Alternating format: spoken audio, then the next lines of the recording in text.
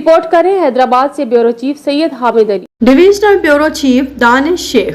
खबर शामिल करते हैं झंडोमरी से सैयद हामिद अली की रिपोर्ट के मुताबिक झंडोमरी SHO प्यारोलुंड की दबंग कार्रवाई की गई, जिसमें शराब के अड्डे पर छापे के दौरान 1000 लीटर शराब, 2 मुलजमान गिरफ्तार, 2 मुलजमान फरार।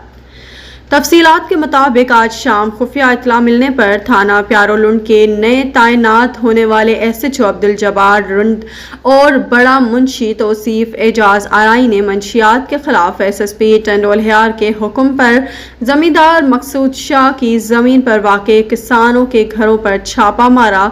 ड्रम में भरा हुआ 1000 लीटर शराब बरामद कर लिया गया।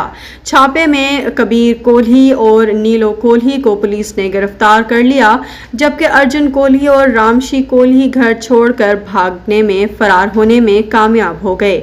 वाज़ेह रहे कि थाना झंडोमरी की हदूद में प्रखास टंडवादम और टंडोलियार से मंशियात की आमद का सिलसिला जारी है, जिसकी रोकथाम के लिए SSP टंडोलियार मुसलसल हिदायत दे रहे हैं, लेकिन भील कोल्ही जो बाज़ार जमींदारों के साथ हैं शराब बनाकर फरोख्त कर रहे हैं।